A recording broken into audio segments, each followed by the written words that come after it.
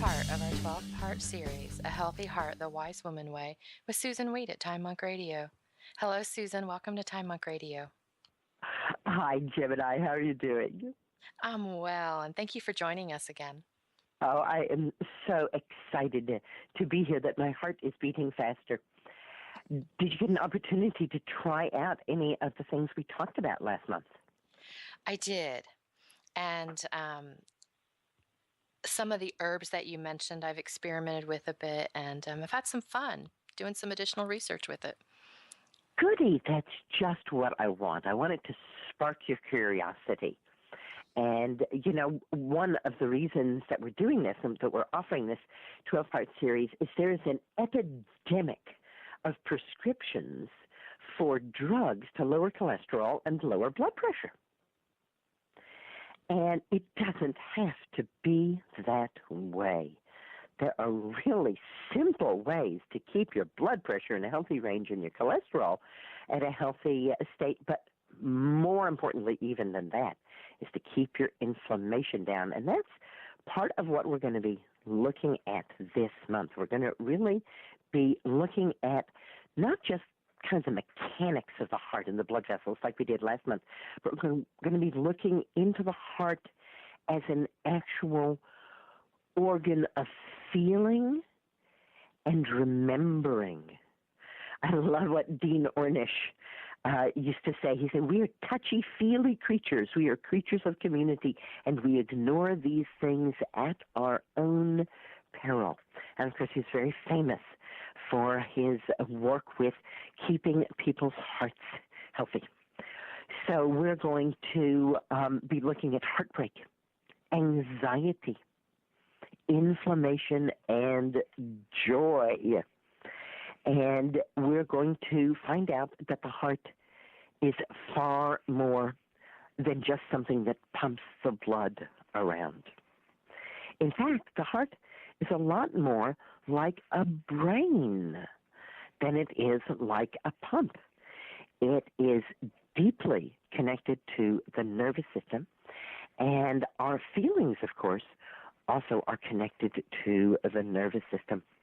And we're then going to find that our nervous system is connected to the hormonal system, that when we're feeling a lot of stress, things start to inflame in our bodies. And we're going to be looking over the next month at the role that inflammation plays in heart disease and how we can very easily reduce that inflammation. And then we're coming to joy. And joy is about hormones. And hormones are not just stress hormones. Hormones are also the hormones of joy. And looking at the hormones in plants and how they affect our heart and how they bring us joy. So I think we should probably go ahead and jump in. And I guess I do also want to say, you know, before we start talking about this, is that in the first 4 lessons, you know, we were on, shall we say, like solid scientific ground, and nobody was going to say, Susan, there aren't blood vessels, or Susan, you know, the heart doesn't beat, or there isn't blood pressure. These were all like things that we would like totally agree on. And yet I suspect that at least a few of the listeners are going, oh, what do you mean the heart is an emotional organ? This is just kind of symbolic, right? This is kind of New Age woo-woo. No, it actually is not. It is scientifically proven. A growing body of strong evidence shows us that the emotional health of the person is deeply tied to the health of their heart. Now, you might then think, well, all right, like, you mean like type A personalities? And we have this, it's almost become like a cultural icon, the type A personality, the driven person, the person who's a perfectionist, the person who wants everything to move along. Right? And we think of that person as the person who has the heart attack. And sometimes people think of me as that person, and I can really understand that because I figure I have only this one life to live, and I want to fill it wall to wall, floor to ceiling. I am not going on vacation while I am here. Hello, lots of stuff to do, and I love doing it. And so I was very pleased to find the research showing that when a type A personality gets their way, they have fewer heart attacks than any other group of people. And so I just say to people, you find me very pushy, good, let me have my way, I'll be healthier and happier, right? So you meet me type A's, let them have their way. Really, they actually know what they're doing usually. However, what science says is, it's not the type A personality really that's at high risk for heart disease, even if they don't get their way, but the type D personality, and that is the depressed, distressed, disturbed personality. There are strong connections between anxiety disorders and cardiovascular disease. Happy hearts are healthy hearts. Last winter, I was down at Miami Beach, and we walked for a long time.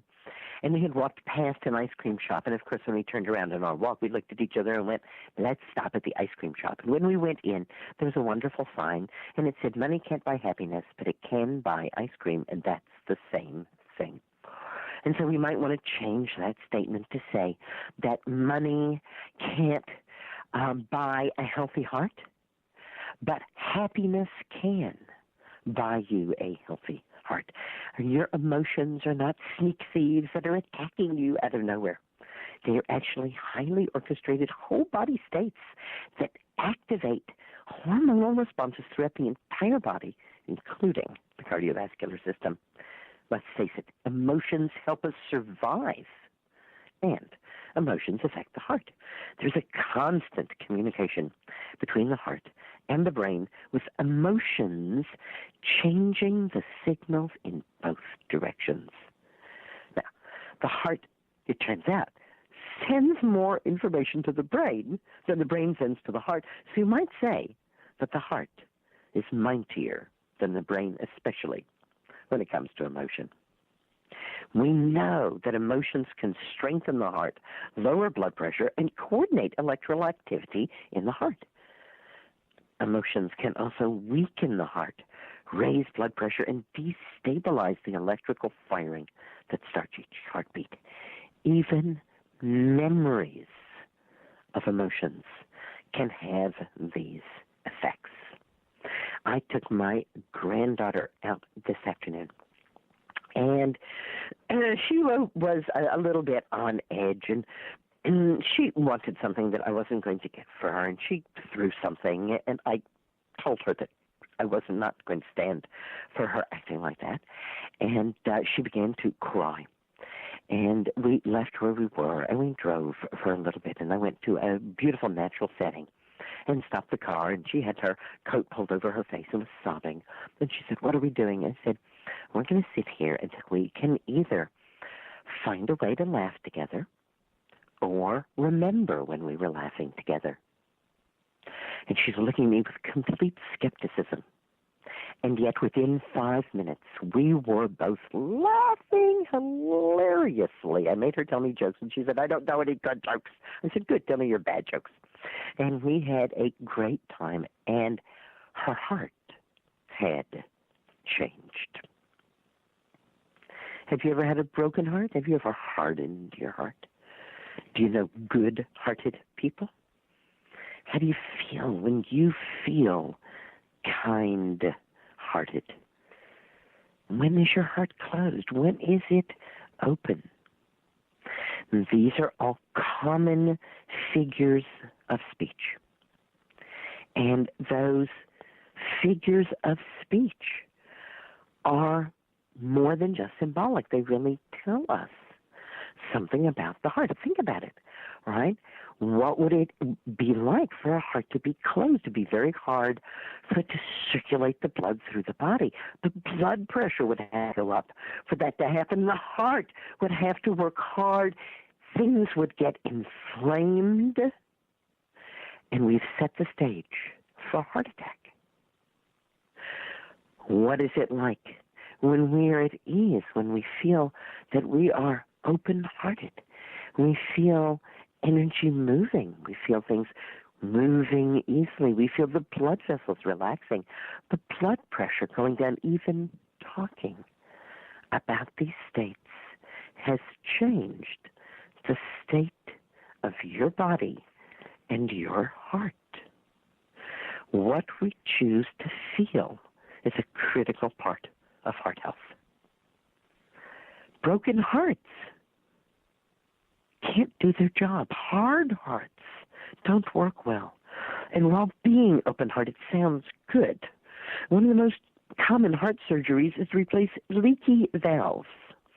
So my personal vision is for an undefended heart rather than an open one, because I want to keep my valves nice and tight in there.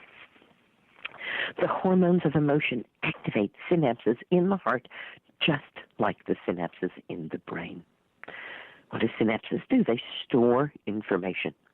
And when reactivated or triggered by our thoughts, our memories, or actual events, these synapses can cause the same hormones to be released, causing you to re-experience the joy or the loss you have stored in your heart. The heart literally remembers. My dear mentor, Gene Houston, says to us, memory is the easiest thing to change. It exists only as a series of electrohormonal impulses in your body. Now, for most of us, these electrical hormonal impulses are so powerful that they literally recreate the actual event for us. But it doesn't have to be that way. Memory is a story that we tell ourselves, and we can change the way we feel about anything that has happened to us. We can choose to be grateful for our lives exactly as they are. So much of our heartache and our heartbreak comes from being unhappy with things as they are instead of being grateful for our lives. If you ask people what kind of emotions would be good for the heart and what kind of emotions would be bad for the heart, I'm guessing that most people would say that anger or hostility or violence is bad for heart health. And I'm not saying that's untrue, but interestingly enough, what scientific studies have found is that quiet emotions like resentment and the desire for revenge are more damaging. Tightening down on feelings tightens the heart. Study after study has shown that people who feel lonely, depressed, and isolated are many times more likely to get sick and die prematurely, not only of heart disease, but from virtually all causes, than those who have a sense of connection, love, and community. And let me bring those things together and say it fairly clearly for you. Revenge and resentment make it very difficult for you to feel connection, love, and community. The risk of having heart disease is significantly increased for people who don't have an outlet for their frustration, irritation, anger, resentment, and feelings of powerlessness. These stressors increase the levels of stress hormones, which constrict blood vessels, causing blood pressure to rise and the heartbeat to become more rapid but less regular. Higher blood pressure increases that internal feeling of, I'm about to explode, is allowed to churn inside, these emotions spread disease far and wide and eventually culminate in stroke, heart failure, or heart attack. We all have these emotions. What we're saying is that the harm comes not from having the emotion, but from not having a safe way to move the emotion, moving through these difficult emotions, learning how to express them in useful ways allows us to access our more tender emotions, gratitude, appreciation, and caring. These emotions even out the rhythms of the heart, lower blood pressure, and improve cardiovascular efficacy. Studies have found that even just recalling a time when you felt deeply grateful reduces blood pressure, improves the health of the heart, increases rhythm coherence, and reduces markers of stress throughout the body. Let me say that again. It's not just being grateful, even remembering a time when you were grateful helps the health of your heart.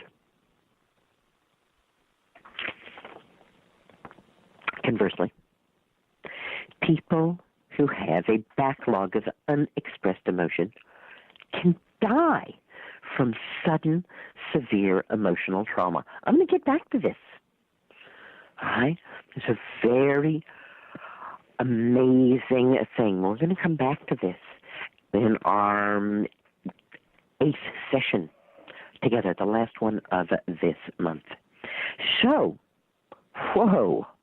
what do we do? Well, remember, the last time we were together, we talked about ways to lower blood pressure. And number one on the list was meditation. And I reminded you that meditation just is kind of the stand-in word for any technique that gets you more in the moment and more in the flow. That could be Tai Chi, that could be Qigong, that could be walking, that could be getting on a swing at the playground. We're going to use meditation to kind of be our symbol for all of these things.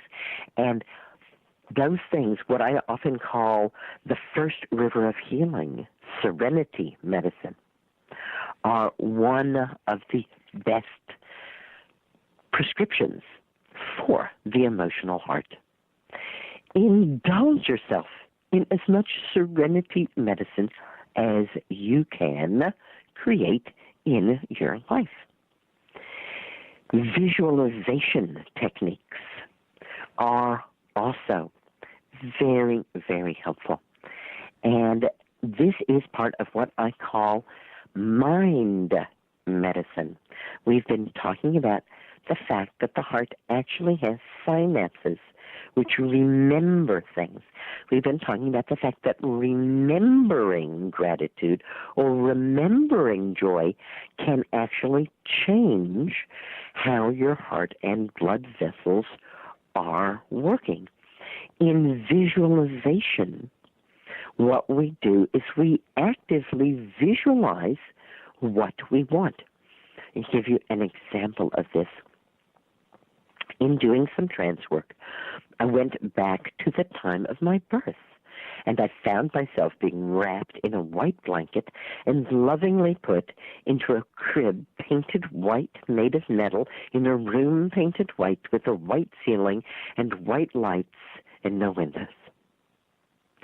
And my completely naive, totally inexperienced baby self said, "This is what life is? Nothing? Blankness? Whiteness? Oh, how deprived." And because I really want to take care of that baby Susan, I spent several years going back to that first room that she was in and cutting a window in the wall. And, well, of course, there was nothing beyond the window. It was all just white. And I had to actually populate what was beyond the window. I had to, divide the ground from the sky. I had to put the lights into the heavens. I had to run a whole creation story there for little newborn baby Susan so that she could be more lighthearted in her life right now. So that's visualization. This is very deep visualization work that I was doing in trance, because I work quite a lot with trance and trance states as a shaman. But even just a simple visualization can have amazing results. In my correspondence course on the Green Witch, one of the assignments is to do a visualization. It's very simple visualization in which you imagine that you are standing before a covered, full-length mirror. And you visualize the covering from this mirror gradually sliding down from the top toward the floor, and you see yourself as you will be 5 years from now. Well, my favorite report on this visualization was from a woman who said, I got to project number, I don't know, it might be project number 4, we'll call it that. I got to project number 4, and when the veil came down, I saw myself as a midwife. And you haven't heard from me since, because I've been at midwifery school, but I've graduated now, and I'm ready for project number 5. That was like 3 or 4 years later. So visualizations can have powerful effects on our life. Serenity medicine and mind medicine are some of the very, very best medicines for the emotional. But of course, there are also wonderful herbs and foods that we can use to help the emotional heart. Guess what's first on the list? You're right, it's chocolate. That's why it comes in heart-shaped boxes. Now, if you go back in the archives, you're going to find that we did an entire show on chocolate. So if you really want to know all of the things that wonderful, wonderful chocolate can do, know that you can indeed go back into the archives and find that. But for this evening, I'm just going to briefly go over chocolate's heart-healthy effects. Not only is chocolate good for your heart, it's good for your mood. Seriously, good for your mood. Chocolate heightens awareness and induces an energetic calm. Consumption of chocolate in any form affects brain chemicals. It triggers the release of endorphin, that feel-good hormone. It augments dopamine, the hormone of sexual pleasure. It boosts serotonin, which increases sensory input. And chocolate contains a substance named anandamide, which means the nectar of bliss. The brain on chocolate is the brain in love, and the heart on chocolate is the heart in love as well. Data is remarkably consistent about chocolate's ability to protect the cardiovascular system, lower blood pressure, improve blood flow, and increase insulin sensitivity. Chocolate is loaded with heart-healthy phytochemicals and antioxidants. In fact, ounce for ounce, chocolate has the most antioxidants of any edible plant. The runner-up, pecans, and third place is held by red wine. The plentiful flavonoids in chocolate are more powerful than vitamin C in limiting oxidation of LDL. They work overtime, those flavonoids, to protect all the lipids in the blood from free radical damage. The cocoa flavonoids, catechin, epicatechin, and procyanidin help prevent blood clots, reduce inflammation, and lower total cholesterol. A meta-study of 24 prior studies found that the flavonoids in cocoa can lower blood pressure, reduce LDL cholesterol, increase HDL cholesterol, and that's the way we want it. L stands for lower, H stands for higher. Not the way I'm saying it, but it's okay. That's the best way to remember it. Improve blood flow and counter insulin resistance. Wow! Procyanidins, special flavonoids that keep the blood flowing freely, are in great supply in chocolate. They thin the blood like aspirin and help reduce the risk of stroke, but they don't increase the risk of internal hemorrhage like aspirin does. The abundance of tetramers found in chocolate curbs oxidation of the blood vessel walls, short circuits the buildup of atherosclerotic plaque, and helps keep blood pressure low by keeping the blood vessels relaxed. And I'm sure you've heard of polyphenols, those heart-healthy, heart-protective substances found so profusely in red wine, green tea, and you're right, chocolate. 20 grams or 2/3 of an ounce of chocolate has the same amount of polyphenols as 1 5-ounce glass of red wine. Both the theobromine and the caffeine in chocolate are proven diuretics, thus they lower blood pressure. And theobromine also relaxes smooth muscles, such as those in the walls of the arteries, thus lowering blood pressure.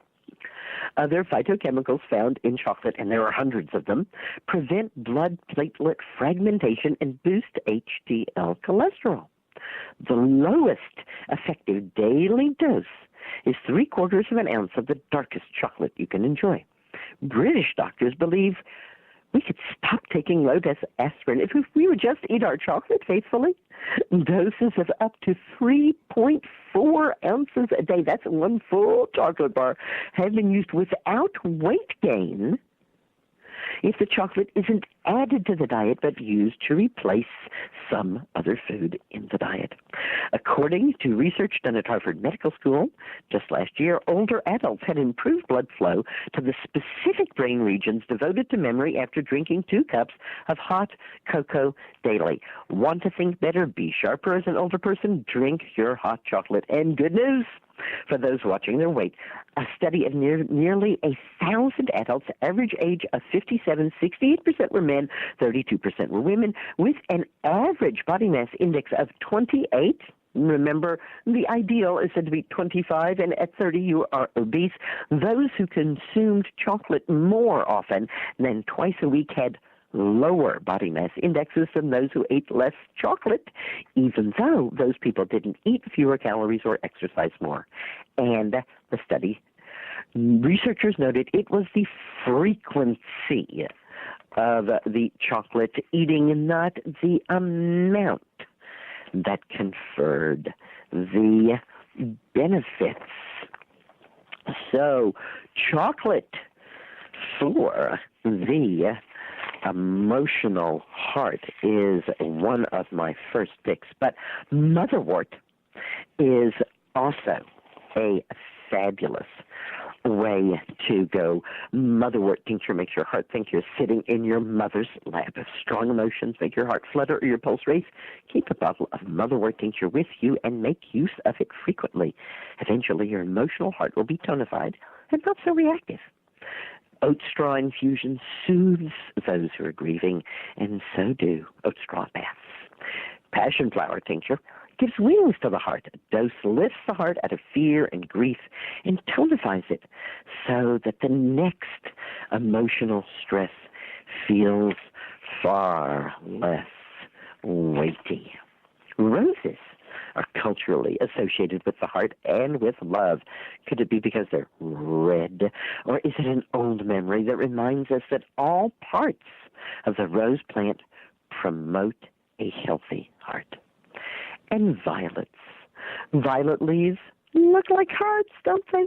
The infusion of dry violet leaves is soothing and healing for hearts that are broken. There's a wild violet, in fact, that's called heart. So, since I've been giving you little homework assignments, your homework assignment for this week is to sit and to recall a time when you felt truly grateful. Come and visit me at SusanWeed.com. You can find my books at thewisewomanbookshop.com. And I'll be back next week talking more about the emotional heart. Dream blessings, everyone. This concludes part 5 of our 12-part series, A Healthy Heart the Wise Woman Way, with Susun Weed at Time Monk Radio.